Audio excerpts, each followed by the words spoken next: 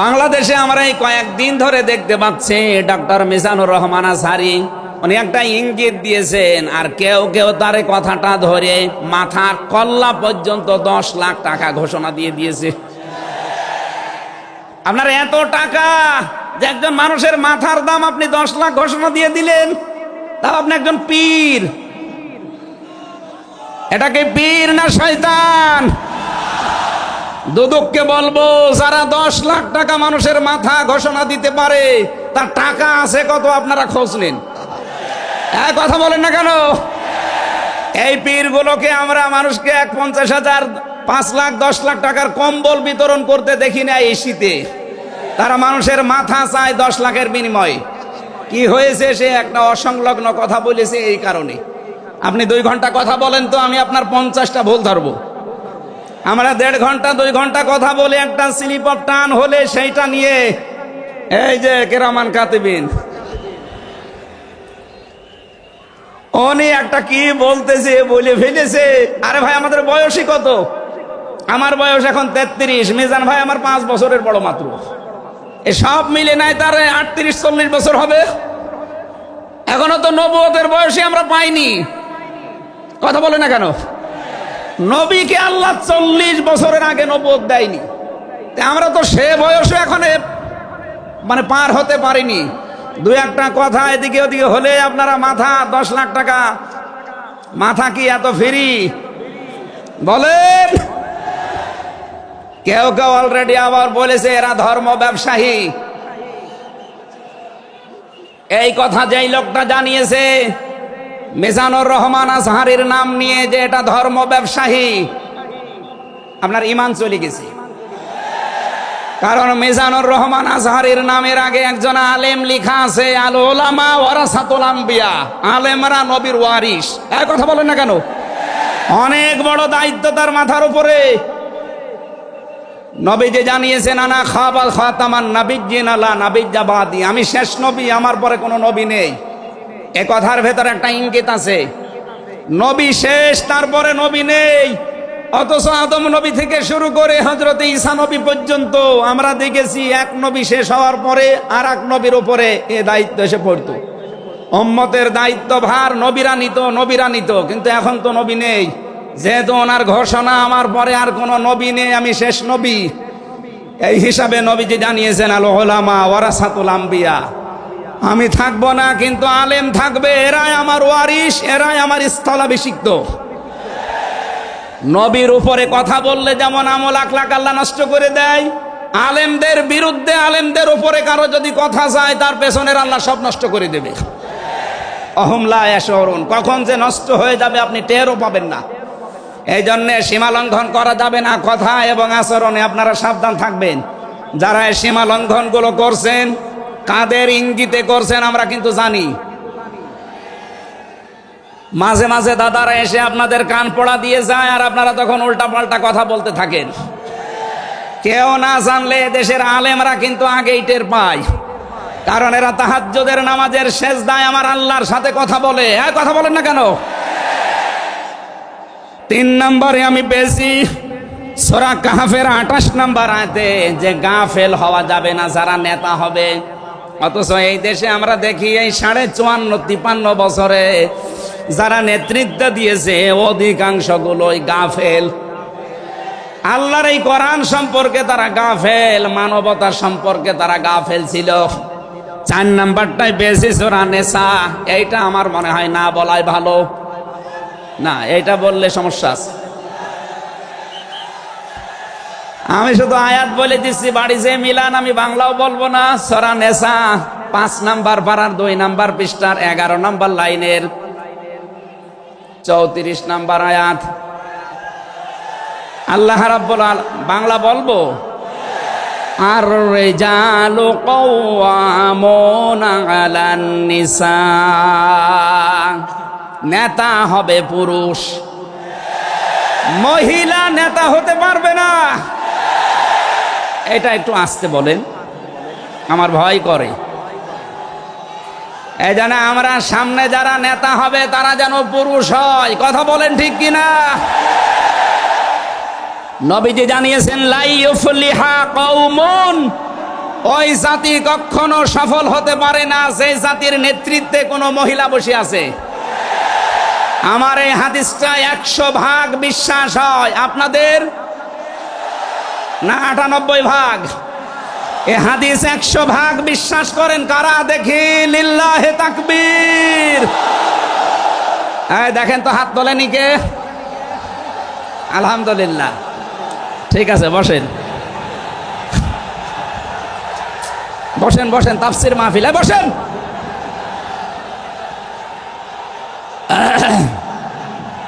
এটা যদি আমরা মেনে নিতে না পারি, এই 54 বছরে আমরা যেখানে ছিলাম আরো পেছিয়ে যাওয়া লাগবে। এই জন্য আমরা সামনে এগিয়ে যেতে চাই। কোরআনের সূরা নিসার 34 নম্বর আয়াত, সামনে যদি নেতা হয় পুরুষ মানুষ হবে ইনশাআল্লাহ। আরো জোরে বলেন ঠিক কিনা? 5 নাম্বার পেয়েছি সূরা বাকারা 124 নাম্বার আয়াত, কোন জালেম নেতা হতে পারবে না। আমাদের জাতির পিতা হযরত ইব্রাহিম আলাইহিস সালামকে দিয়ে আল্লাহ উদাহরণ দিয়েছেন। আপনি সূরা বাকারার 124 নাম্বার আয়াতটা পড়ে নেবেন। সুতরাং যারা জালেম হবেন সামনে তাদের নেতৃত্বে আসার দরকার নেই, আপনি ভিক্ষা করে খান। হ্যাঁ, কথা বলেন না কেন? আমরা অনেককেই দেখতে পাচ্ছি এই যে দ্বিতীয় স্বাধীনতার পর থেকে অনেকেই জুলুম আরম্ভ করেছেন। আপনারা থামবেন। আমরা সবাই মাজলুম এই দেশে, শুধু ওই 14 দল বাদ দিয়ে। সুতরাং আমরা এই মাজলুম গুলো যেন আবার জালেম হয়ে না যায়, তাহলে নেতৃত্ব দেওয়ার যোগ্যতা আমরা হারিয়ে ফেলবো। আল্লাহ যেন আমাদেরকে বাঁচান, বলেন আমিন। সূরা বাকারা আয়াত নাম্বার 208। আমরা একটা মাত্র আয়াত থেকে আজকে তাফসীর করার জন্য বসছি। আমার নির্ধারিত সময় পর্যন্ত যাব। এদিকে কি মানুষের চাপে, মানুষের চাপে এগুলো হচ্ছে নাকি? আপনারা একটু ধৈর্য ধরেন। আসলে এনাদের তো আর জায়গা নেই, আর কোথায় পাবে জায়গা? এখানে শুনলাম আসার আগে 8 থেকে 10 লাখ মানুষের ওনারা ব্যবস্থা করেছে। এরপরও বাইরে যে অবস্থা দেখলাম, কমপক্ষে 15 থেকে 16 লাখ মানুষ আজকে এই সিলেটের ময়দানে এসেছে কোরআন শোনার জন্য। আলহামদুলিল্লাহ। সম্মানিত ভাইরা, আমরা যেটা বলতে চাচ্ছি, ঈমান আনার আগে আল্লাহর নির্দেশ যে তাগুত ছেড়ে দাও, তাহলে ফাকাদ ইসতামসাকা বিল উরওয়াতিল ওয়াসকা, এমন একটা মজবুত রশি ধারণ করতে পারবা, লাং ফিসামা লাহা, যা ছিঁড়ে যাবে না।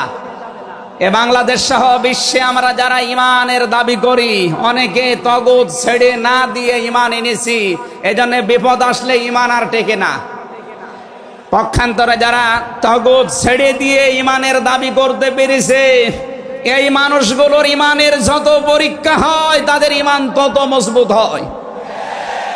শহীদ আল্লামা দেলাওয়ার হোসাইন সাঈদী তার 1 নম্বরে প্রমাণ। কথা বলেন না কেন? 13টা বছর জীবনে একটা ঘরে কাটিয়েছে, তারপরও তিনি মাথা নত করেন নাই। কারণ তাগুত ছেড়ে দিয়ে ইমান এনেছিলেন। তাগুত ছেড়ে না দিয়ে যদি ইমান আনতেন, তিনি টিকে থাকতে পারতেন না।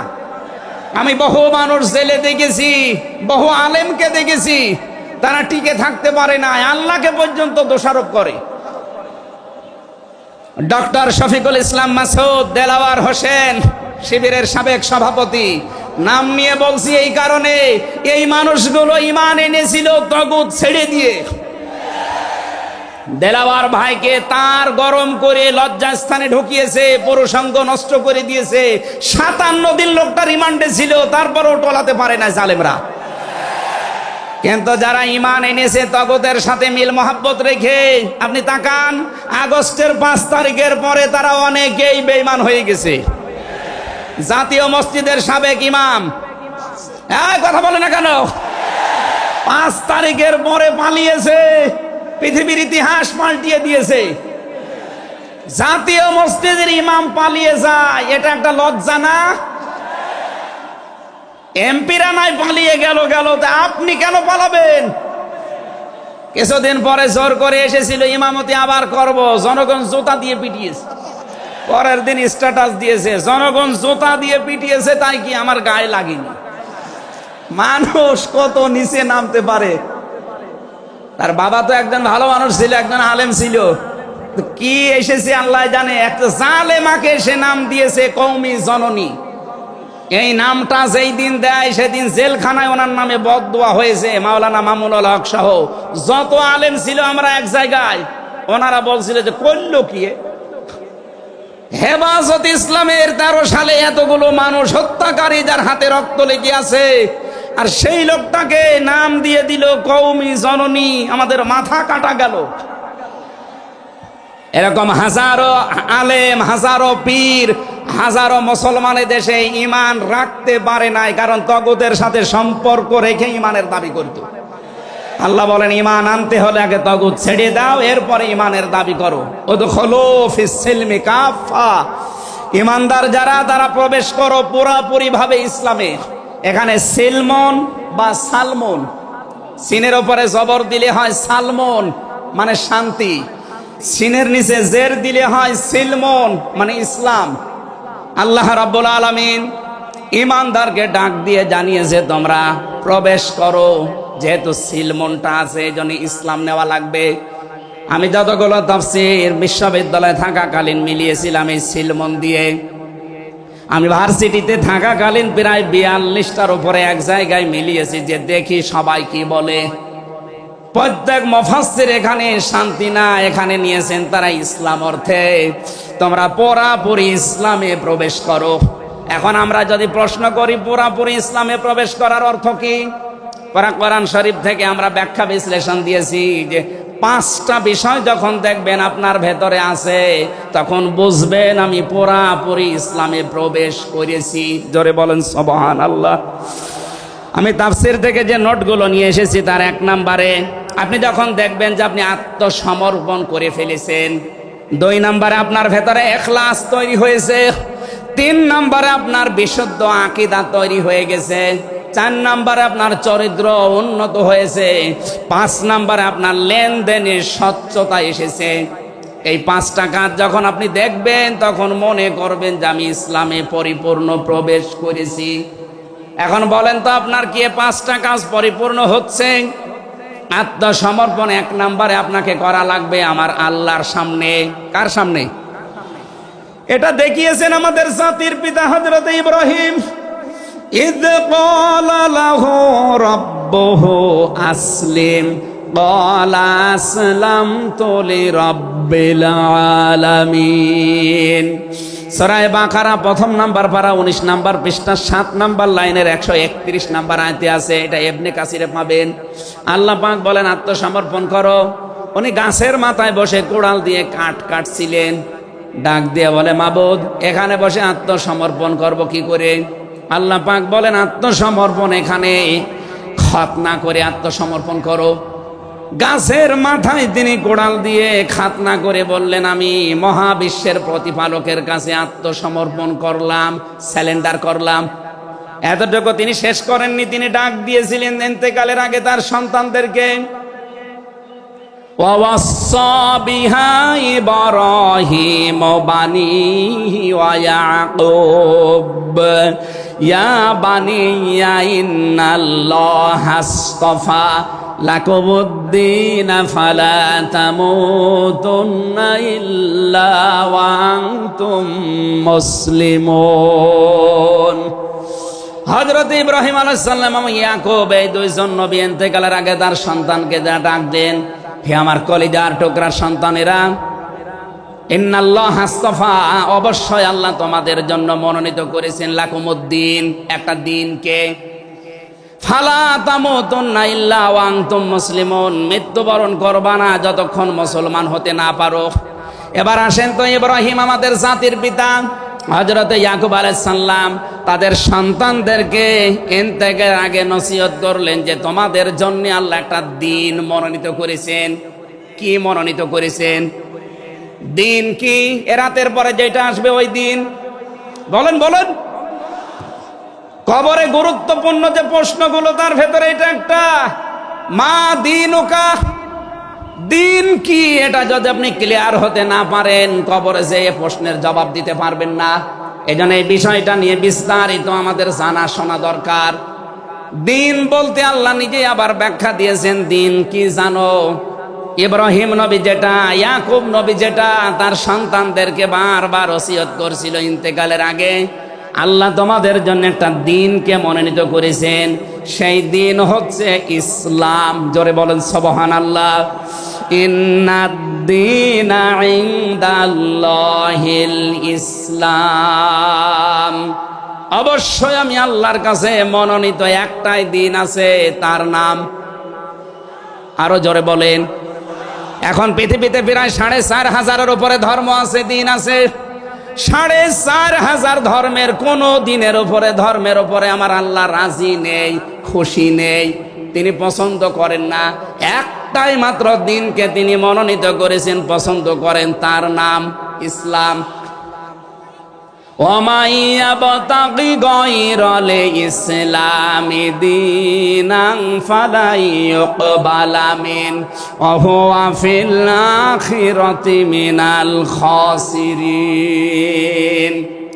সূরা আলে ইমরান 3 নম্বর পারা 20 নম্বর পৃষ্ঠা 4 নম্বর লাইনের 85 নম্বর আয়াতে আছে, এ পৃথিবীতে কেউ যদি ইসলাম বাদ দিয়ে অন্য কোন নিয়ম নীতি, অন্য কোন দিন অনুসরণ করে, ফালাই ইউকবালা মিন, জীবনে আর কোনো কিছু আল্লাহর দরবারে কবুল হচ্ছে না, হবে না। ইউকবালা এটা মোজারে, বর্তমান, ভবিষ্যৎ, প্রেজেন্ট, ফিউচার। এর আগে লান এসেছে, মোজারের আগে লান আসলে আরবিতে বাংলা অর্থ দাঁড়ায় জীবনেও হবে না, কোশ্চিন কালো সম্ভব না। আল্লাহ যদি গ্যারান্টি দিয়ে বলে ইসলাম বাদে অন্য কোন নিয়ম নীতি দিয়ে অন্য কোন ধর্ম পালন করলে আমি আল্লাহ রাজি হব না, কেউ রাজি করাতে পারবে? এতটুকু আল্লাহ শেষ করেননি, পরেরটা আরো কঠিন। অহুয়া ফিল আখিরাতি মিনাল খাসিরিন। আল্লাহ পাক বলেন ওই লোকটা সবচাইতে বড় ক্ষতিগ্রস্ত হবে আখিরাতে। বলেন নাউজুবিল্লাহ। সিলেটবাসী আমাদের জীবন এদিকে ওদিকে করে হয়তো কেটে যাবে, কিন্তু মরণের পর আমরা যদি ক্ষতিগ্রস্ত হয়ে যাই, এই আসল জীবনে যদি আমাদের নষ্ট হয়ে যায়, তাহলে আমরা এই ভুল পথে থেকে আমাদের জীবনটা নষ্ট করব কোন কারণে? যত নিয়ম নীতি আছে আজকে থেকে সব মাইনাস করবেন, সব বাদ দিয়ে দেবেন। ইসলাম বাদ দিয়ে কোনো নিয়ম নীতি দিয়ে আল্লাহকে রাজি করানো যাবে? তাহলে ইসলাম বাদ দিয়ে বিয়ে শাদী হবে? বলেন বলেন। ইসলাম বাদ দিয়ে পরিবার নীতি হবে? ইসলাম বাদ দিয়ে রাজনীতি হবে? এটা হতে পারে। হ্যাঁ, কিছু মানুষ এখন কথায় আরম্ভ করেছে যে উঠলে আপনি রাজনীতির কথা বলেন। আরে ভাই, রাজনীতি যদি কোরআনে না থাকতো আমি ওই আয়াতটাই পড়তাম না। এর ভেতরে নামাজের কথা মাত্র 82 জায়গায় আছে। কয় জায়গায়? বলেন বলেন। রোজা রাখা ফরজ মাত্র 1 জায়গায় আছে। হজ করা ফরজ মাত্র 1 জায়গায় আছে। আর রাজনীতি কোরআন দিয়ে করা লাগবে এটা 903 জায়গায় আছে। সুবহানাল্লাহ বলতে পারেন না? কোরআন শরীফ আমি যতটুকু পড়েছি আমার এতটুকু আয়ত্ত হয়েছে। নামাজের চাইতে, হজের চাইতে, যাকাতের চাইতে সব চাইতে বেশি আলোচনা দিয়েছেন আল্লাহ রাজনৈতিক বিষয়ে। তো সেইটা যদি আমি বলতে না পারে যে আমি কি রামায়ণ থেকে, গীতা থেকে আপনাদের আলোচনা শোনাবো? এজন্য সাফ কথা, দিন ইসলাম, ইসলাম বাদ দিয়ে অন্য কোনো নিয়ম নীতি মানা যাবে না। আমি সেদিন যশোরে এক কলেজের অধ্যাপককে, বিসিএস ক্যাডার উনি, ওনাকে বলেছিলাম আপনাকে জোর করি না স্যার, আপনি শুধু আমার ধর্মীয় গ্রন্থ এই কোরআনে কারিম একটু বুঝে বুঝে পড়েন। 3 মাস সময় দিলাম আপনাকে। 3 মাস পরে, যেহেতু জ্ঞানী মানুষ, 3 মাসের পরে দেখি মুসলমান হয়ে গেছে। এজন্য অন্য ধর্মের যারা আছেন, রেকর্ড হচ্ছে, আপনাদেরকে আমরা জোর করব না। আমাদের ধর্মে জোর নেই, লা ইকরাহা ফিদ্দিন। আমাদের ধর্মে জোর আছে? জবরদস্তি নেই, জোর নেই। এই জন্যই তো 850 বছর এই এলাকা মুসলমানরা শাসন করেছে, একটাও মন্দির ভাঙে নাই। অথচ আমরা আমাদের প্রতিবেশী রাষ্ট্রে দেখতে পাচ্ছি এরা অনেকগুলো মসজিদ অলরেডি ভেঙে দিয়েছে, ধোয়া ধোয়া তুলে। ওরা বলছে 500 বছর আগে এখানে নাকি মন্দির ছিল। বিশ্বের মানুষেরা দেখি মাটির নিচে তেল পায়, গ্যাস পায়, আরে শয়তানরা শুধু মাটির নিচে মন্দির পায়। আপনাদের পূর্বপুরুষেরা আল্লাহর ঘর ভাঙতে এসে কাজ ফিম মাকুল হয়ে গেছে। আমরা দেখতে পাচ্ছি আগামীতে আল্লাহর ঘর মসজিদগুলো ভেঙে দেওয়ার কারণে আল্লাহ নিজে কিন্তু প্রতিশোধ নেবে। কাসফিম মাকুল আপনাদেরও বানিয়ে দেবে ইনশাআল্লাহ। এজন্য প্রতিবেশী হিসাবে সতর্ক করলাম, যদি ভালো লাগে মেনে নিন, ভালো না লাগলে নিজের পায়ে নিজে কোড়াল লাগান। আমার কথার অর্থ বোঝেননি? সুতরাং পৃথিবীতে দিন ইসলাম বাদ দিয়ে কোন ধর্ম সব মানুষের বানানো তৈরি করা। অন্য ধর্মের মানুষদেরকে আমরা চ্যালেঞ্জ করছি, আহ্বান জানাচ্ছি, আমাদের এইটা পড়েন, লা ইকরাহা ফিদ্দিন লা রাইবা ফি যালিকাল কিতাবু লা রাইবা ফি। কোনো সন্দেহ নেই, সন্দেহের অবকাশ পর্যন্ত নেই। এখানে আসেন, যদি মনটা আপনার ভালো থাকে, টনি বেলারের শালিকা লরেন বুথকে যেভাবে হেদায়েত দিয়েছে আপনাকেও দিতে পারবে ইনশাআল্লাহ। সে আহ্বান রেখে এখনো যেহেতু 4টা অর্থ ছিল, আপনি যে ইসলামে প্রবেশ করেছেন তার দ্বিতীয় অর্থ আপনি দেখবেন যে আপনার ভেতরে ইখলাস আছে কিনা। আপনি কি লোক দেখানো কাজ করেন না আল্লাহর জন্য করেন, এইটা দেখবেন। 3 নম্বরে আপনার আকীদা শুদ্ধ আছে কিনা। আজ এই দেশের একটা মাসলুম সংগঠনের উপরে একটা তহমত দেওয়া হয় যে এদের আকীদা ঠিক নেই। আপনার আকীদা কত ভালো, আমি নিচে নামলাম না। 4 নম্বরে উন্নত চরিত্রের অধিকারী হওয়া লাগবে, আর এটা নিতে হবে মুহাম্মদুর রাসূলুল্লাহর কাছ থেকে। 5 নম্বরে আমাদের লেনদেন স্বচ্ছ হওয়া লাগবে। আপনারা তাফসীর শুনতে এসেছেন, আমরা বিস্তারিত আর বলতে পারলাম না আজকে, কারণ আমার সময় শেষ হয়ে গেছে। আগামীতে কিছুক্ষণ পরে যেহেতু ডক্টর মিজানুর রহমান আজহারি ভাই আসবে, ওনার কাছে আমরা আরো গুরুত্বপূর্ণ কথা শুনবো ইনশাআল্লাহ। আজকের কথাগুলো আল্লাহ আমাদের জীবনে প্র্যাকটিক্যাল লাইফে আমল করার তৌফিক দিন, আমিন। বারাকাল্লাহু লানা ওয়া লাকুম ফিল কোরআনিল আযীম। আসসালামু আলাইকুম ওয়া রাহমাতুল্লাহ।